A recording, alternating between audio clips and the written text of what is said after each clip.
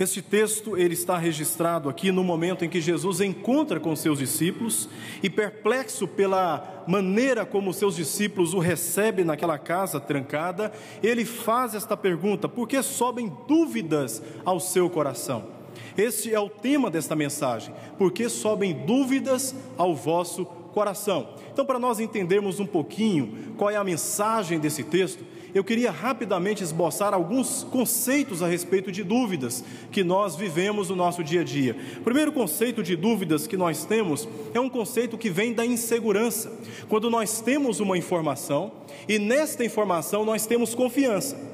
Agora, quando nós recebemos uma informação nova, para nós é muito mais fácil, é muito mais conveniente nos apegarmos à informação que já estamos familiarizados, uma informação que já temos confiança, do que ter que admitir novos conceitos e novas informações.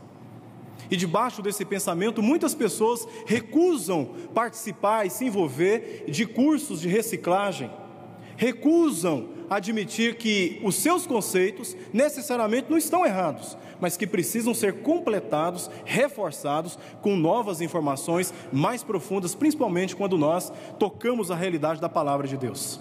Mas um outro conceito de dúvida, ou motivo pelo qual a dúvida surge na experiência humana, parte da ignorância. Quando nós não temos uma informação e estamos buscando essa informação, então nós fazemos perguntas, porque nós não temos essa informação ainda. Esta ausência de informação ou ausência de convicção sobre alguma pessoa ou algum conceito nos leva a fazer perguntas por causa das dúvidas que permeiam, que inundam, que preenchem os nossos corações. Então a dúvida, ela tem base na insegurança, ela tem base também na ignorância, mas ela também tem a sua base no ceticismo. E o ceticismo nada mais é do que uma negação consciente de uma informação que se recebe. Quando eu tenho uma informação e nela eu ponho a minha confiança, e agora na minha experiência eu tenho um contato com uma nova informação, eu conscientemente, entendendo os preceitos dessas informações, eu recuso, eu nego admitir que tais informações sejam verdadeiras. E nesse sentido, a fé, ela pode ser facilmente negada, porque o ceticismo, ele recusa acreditar ou depositar ou conferir verdades absolutas quanto a aspectos subjetivos, aspectos relacionados à alma, à experiência dos sentimentos humanos. E por recusa de relacionar-se com Deus mediante a fé, muitos negam crer em Deus, negam crer na mensagem da palavra de Deus.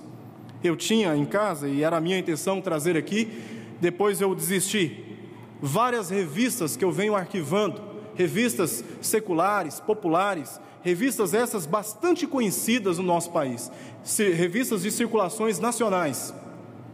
E não tem nenhuma revista desta que esteja defendendo, especialmente quando são publicadas no período da Páscoa e também do Natal. Não tem nenhuma revista, eu não conheço nenhuma revista desta publicada para defender os pressupostos da palavra de Deus. Sempre são publicações questionando os pressupostos tradicionais da fé cristã. Nenhuma revista reafirmando aquilo que na palavra de Deus temos como verdade a respeito da ressurreição de Jesus, a encarnação de Jesus, e a respeito de quem foi Jesus, o Jesus histórico mesmo. Nós só temos questionamentos, porque o pressuposto do mundo é que as verdades que partem da palavra de Deus não são verdade. Essas informações não são verdade. Nesse sentido, eles racionalizam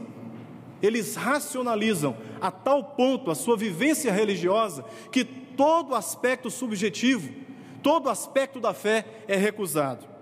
E entendendo a base que nós temos aí para a experiência da dúvida, a insegurança, a ignorância e também o ceticismo, é importante nós entendermos em que contexto de dúvida os discípulos estão vivendo aqui em relação a Jesus.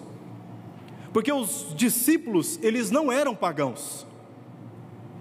Os discípulos, eles não estavam vivendo uma experiência de negação de Jesus. Eles, na verdade, estavam vivendo a experiência da insegurança. Eles receberam informações, e agora, diante da experiência, eles se sentem inseguros de lidar com novos conceitos, com novas experiências, com novas informações que surgem a partir da ressurreição de Jesus. Por isso eles têm aquela reação quando eles encaram Jesus naquele lugar de portas trancadas. E o texto que nos dá base para entender que a dúvida dos discípulos era uma dúvida baseada na insegurança, não na ignorância, nem no ceticismo, é o texto que se encontra em Marcos capítulo 16, verso 14, que diz: finalmente apareceu Jesus aos 12, quando estavam à mesa, e censurou-lhes a incredulidade e dureza de coração, porque não deram crédito aos que o tinham visto já ressuscitado. O que acontece? Os discípulos tinham uma informação, e agora eles recebem uma nova informação, através de novas pessoas, dizendo que tinham visto Jesus ressuscitado. Então, diante dessa nova informação, eles preferem se manter, se preservarem naquela informação que eles tinham segura, que era a informação que Jesus havia passado para eles, que ele ressuscitaria. Mas na hora de receber essa informação, eles se sentem inseguros. René Descartes, que foi um filósofo matemático do século XVII, ele desenvolveu uma metodologia chamada dúvida metódica. Era uma metodologia em que ele aplicava o conceito da dúvida sobre um determinado objeto.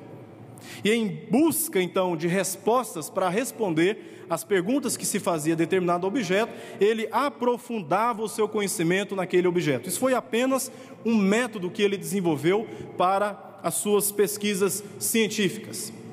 Só que ele chega a tal ponto que esse método é um método de desconstrução. Ele vai desconstruindo em busca de novas informações. Ele chega a tal ponto que ele tem que se desconstruir.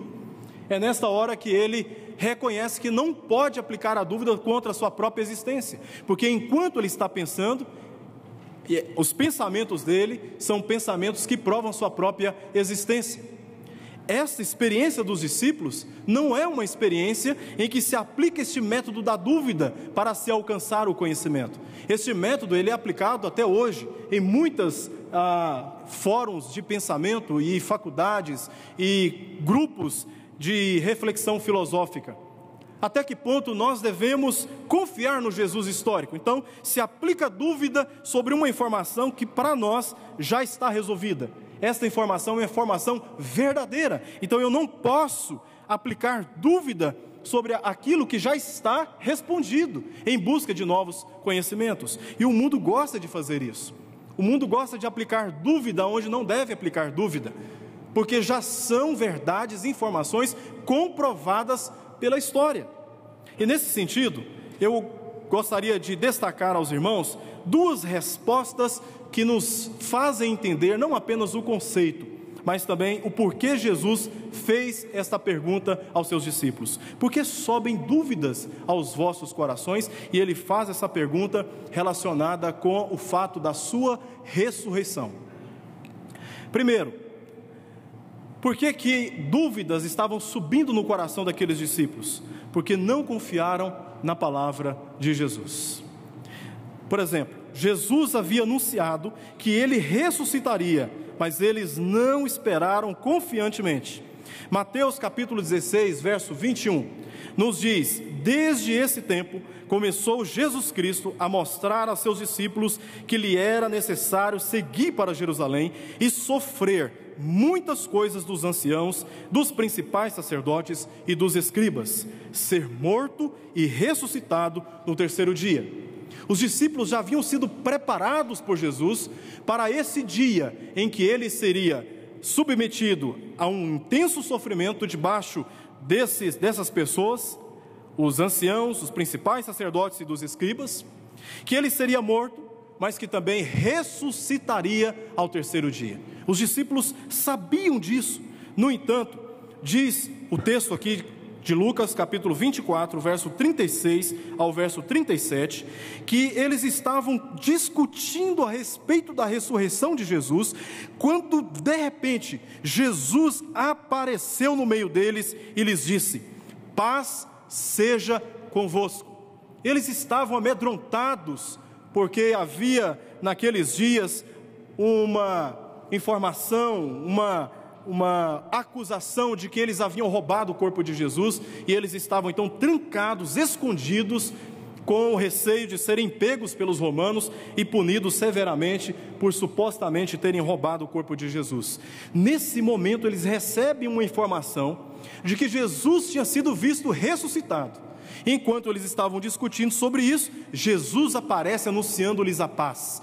Paz seja convosco. Eles, porém, verso 37 do capítulo 24, eles, porém, surpresos e atemorizados, acreditavam estarem vendo um espírito. Em outras palavras, um fantasma. Não era Jesus.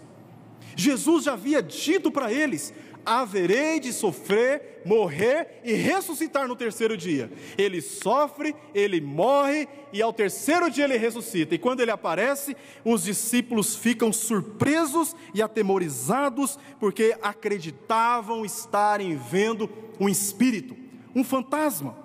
Eles estão com dúvidas em seus corações, primeiro porque eles não confiaram na palavra de Jesus.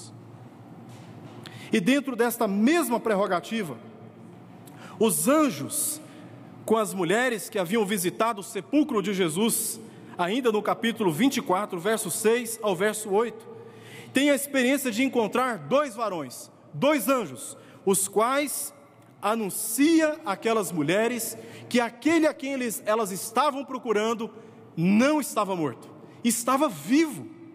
E aí verso 6 diz que ele não está aqui, mas ressuscitou. E a recomendação daqueles anjos, daqueles mensageiros celestiais foi: lembrai-vos de como vos preveniu, estando ainda na Galileia, quando disse: importa que o Filho do Homem seja entregue nas mãos de pecadores, e seja crucificado, e ressuscite no terceiro dia. Então se lembraram das suas palavras.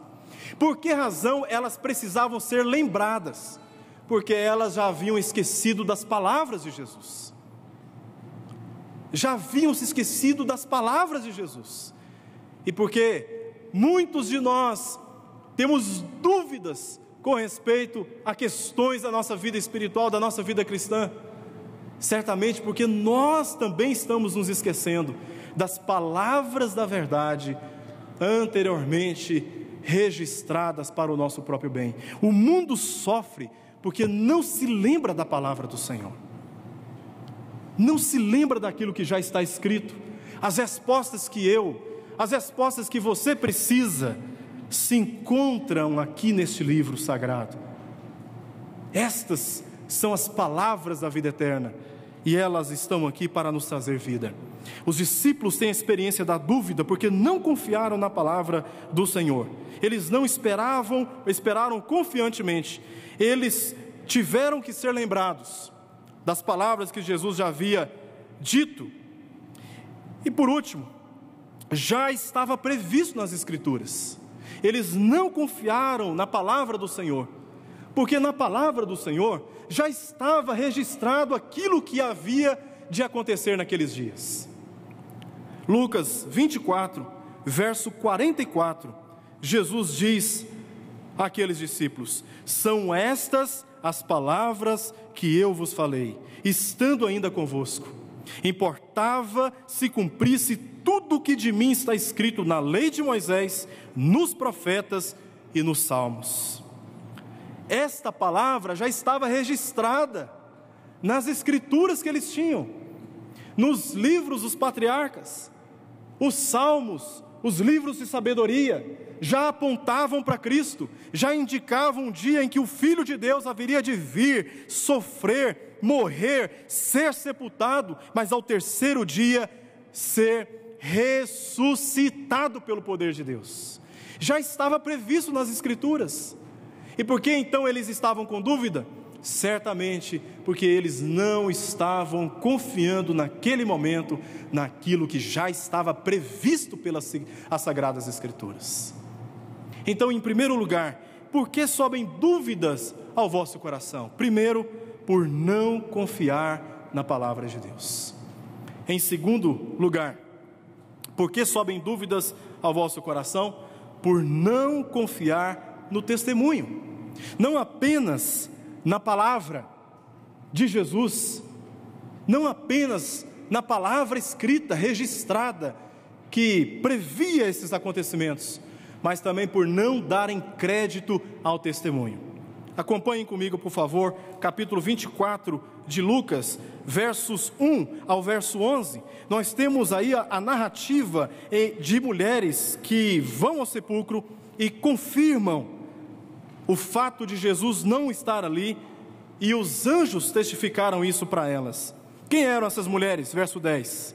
Maria Madalena, Joana, Maria mãe de Tiago, também as demais que estavam com elas, confirmaram estas coisas a quem? Aos apóstolos.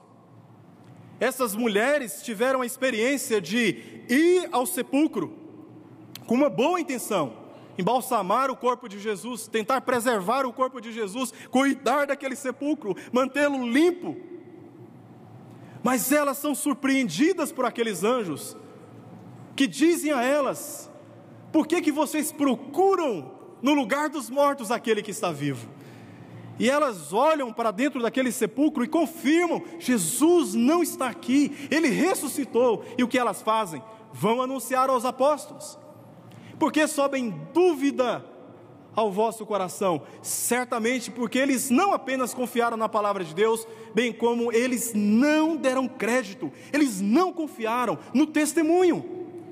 Jesus nos diz em João capítulo 20, bem-aventurados aqueles que não viram, mas creram. Creram como? De ouvir o testemunho. E por não darmos crédito ao testemunho, vivemos o estado da dúvida. Será que de fato Jesus ressuscitou? Será que de fato Jesus é o Filho de Deus, o Messias? Será que de fato a obra que Deus propôs realizar em Cristo oferece e garante para mim a segurança da minha salvação?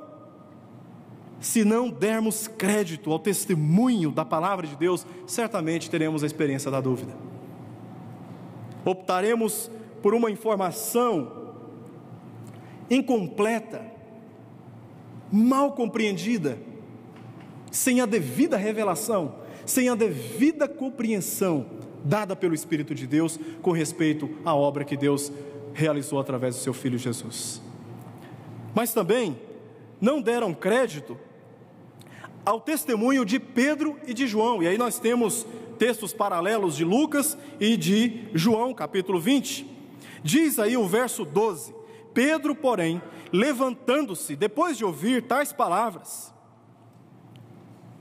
levantando-se, porque não deram crédito às mulheres, acharam que elas estavam tendo um delírio. Pedro, porém, levantando-se, correu ao sepulcro, e abaixando-se, nada mais viu senão os lençóis de linho, e retirou-se para casa, o quê? Maravilhado do que havia acontecido.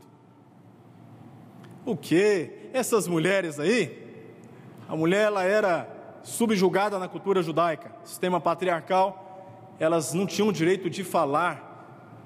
Em muitas ocasiões, as mulheres não poderiam falar, elas tinham que se manter caladas. Agora vem um grupo grande de mulheres, uma falando por cima da outra: oh, aconteceu isso, Jesus... Os apóstolos acharam que elas estavam tendo um delírio. E sabe qual é a conclusão que eles chegaram? Deixa o que essas mulheres estão falando aí, vamos lá confirmar com os nossos próprios olhos. Então eles foram lá, e diz a narrativa de João que eles foram correndo. E João correu mais do que Pedro, chegou primeiro no sepulcro. E a conclusão dessa experiência está no verso 12. Esses apóstolos, eles ficaram maravilhados por aquilo que havia acontecido. Veja bem, o texto não está dizendo que eles ficaram maravilhados por aquilo que eles viram, mas pelo que havia acontecido. Eles se conformam com o fato de que Jesus de fato havia ressuscitado, por isso ele não estava ali. E quando Jesus, no capítulo 24, verso 36, aparece àqueles discípulos, no meio deles, quem estava ali? Pedro e João. E certamente, já haviam comunicado esse testemunho aos demais apóstolos. Mas o problema é que todos eles, inclusive João e inclusive Pedro, estavam se sentindo inseguros.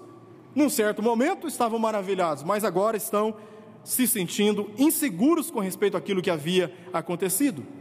Não apenas deixaram de dar crédito ao testemunho das mulheres, não apenas deixaram de dar crédito ao testemunho de Pedro e João, não apenas deixaram de dar crédito também ao testemunho de outros discípulos, porque na sequência do texto, verso 13 até o verso 35, nós temos uma história de alguns discípulos que estavam a caminho de Emaús.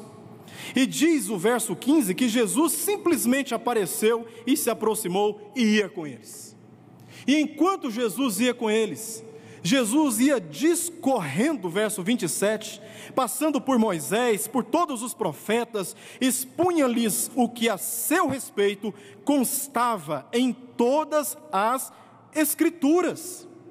E o verso 32, eles dizem que no momento em que eles estavam escutando Jesus, os seus corações ardiam,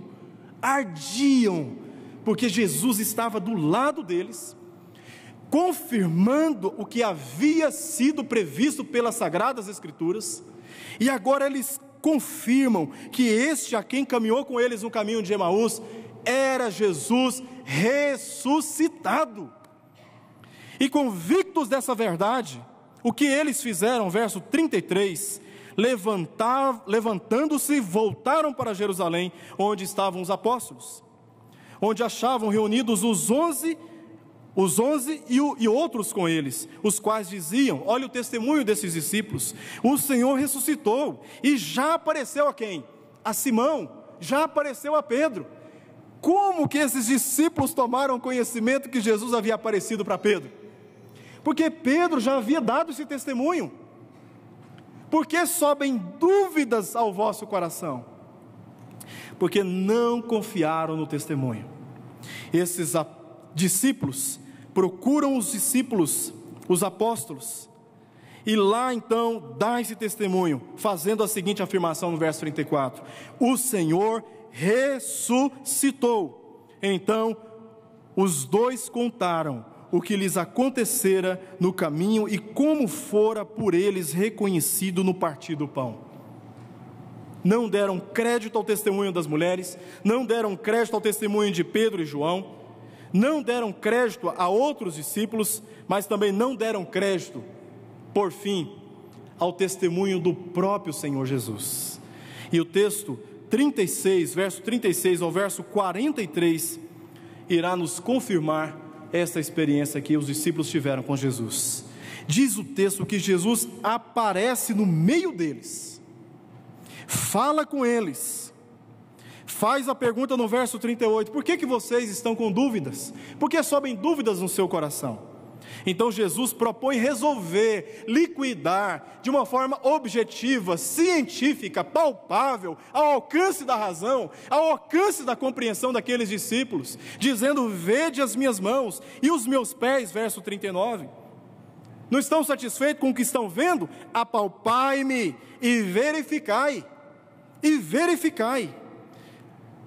Dizendo isto, mostrou-lhes as mãos e os pés, onde continham as feridas da crucificação. Mas veja o que diz o verso 41. E por não acreditarem eles ainda, Jesus faz uso de um recurso, para provar que ele não era fantasma, para provar que ele não era espírito, porque o espírito não come, não tem carne, não tem osso. Então, para confirmar a veracidade do corpo ressurreto, glorificado do Filho de Deus, ele pede àqueles discípulos: tendes aqui alguma coisa que comer? Então lhe apresentaram um pedaço de peixe assado e um favo de mel, e ele comeu na presença deles. Porque sobem dúvidas ao vosso coração. Duas respostas o próprio texto da palavra de Deus nos traz como resposta. Primeiro, por não darem crédito à palavra. Segundo, por não darem crédito ao testemunho. Conclusão, irmãos. Como poderíamos concluir esta mensagem? Versos 45 ao verso 47 de Lucas capítulo 24, nos diz assim: então lhes abriu o entendimento para compreenderem as Escrituras, e lhes disse: Assim está escrito que o Cristo havia de padecer e ressuscitar dentre os mortos no terceiro dia, e que em seu nome se pregasse arrependimento para a remissão de pecados a todas as nações, começando de Jerusalém. Qual é o texto paralelo que nós temos aqui? Atos capítulo 1, verso 8. Jesus envia a promessa do Pai, que sobre aqueles mesmos discípulos haveria de descer o poder do Santo Espírito de Deus, e eles seriam testemunhas dessas coisas. Podemos concluir que, depois dessa experiência de Jesus com seus discípulos, liquidando toda dúvida nos seus corações, aqueles que creem na ressurreição de Jesus entendem a sua missão. Jesus ressuscitou, de fato, de verdade, não há dúvida sobre isso. E as implicações da ressurreição de Jesus me concedem vida e vida abundante no seu nome. Eu não posso mais viver nas trevas, eu não posso viver mais na ignorância dos meus pensamentos com respeito a essas verdades já anunciadas na palavra de Deus e comunicadas através de testemunho. Eu não posso mais ignorar a ressurreição de Jesus, eu não posso ignorar esses fatos, eles aconteceram. Jesus ressuscitou, Jesus não está morto, Jesus está vivo, e Ele está presente entre nós, e Ele nos anuncia: paz seja convosco. Não temos necessidade mais de termos temores nos nossos corações, medos, inseguranças. Paulo diz aos Romanos que o amor lança fora todo medo. Nós não precisamos mais ter medo, podemos nos entregar por completo na presença do Senhor, podemos nos humilhar na presença do Senhor, e quem crê no Senhor Jesus, entende a sua missão. Ele veio sofrer, morrer, ser sepultado e ressuscitar, para quê? Para que tenhamos remissão dos nossos pecados, para que eu e você sejamos encontrados na presença do Pai para sempre, justificados de toda a condenação que pesava sobre nós. Glória a Deus por isso, glória a Deus por isso. Quem tentará acusação contra os eleitos de Deus? É Deus, é Ele que nos justifica, é Ele que nos justifica, e isto se consome com a ressurreição de Jesus. Mas não apenas entendemos a missão de Jesus, também participamos da missão de Jesus, nos tornando, como crentes nele, verdadeiras testemunhas. É o que diz o verso 48: vós sois testemunhas dessas coisas. Vós sois testemunhas dessas coisas. Uma vez que os olhos do seu entendimento são abertos para compreenderem as Escrituras a respeito da obra de Jesus, este que haveria de vir, encarnar-se, sofrer, morrer, ser sepultado e ser ressuscitado. Ele veio para nos redimir dos nossos pecados. E uma vez compreendida esta missão, uma vez compreendida esta verdade, uma vez liquidadas as dúvidas do nosso coração, nos tornamos testemunhas dessas coisas. Agora, como podemos associar esta mensagem, aplicar essa mensagem ao nosso contexto? Meus irmãos, se somos testemunhas dessas verdades, e a testemunha, ela é chamada para comprovar fatos que ela viu, fatos que ela crê ter sido acontecimentos verdadeiros, nós não podemos nos calar diante desse mundo. Nós temos duas propostas como igreja local. Nós temos a proposta do discipulado, de andarmos juntos, de crescermos na fé, um pastoreando o outro, um ensinando o outro, um orando pelo outro, um chorando com o outro, um se alegrando com o outro. E na medida que estivermos crescendo na relação com Deus, na medida que estivermos crescendo na comunhão, como igreja, como corpo de Cristo, envolvermos mais e mais amigos, parentes, vizinhos, a experiência de andar com Cristo através de um grupo de discipulado. Essa é uma proposta de evangelização urbana.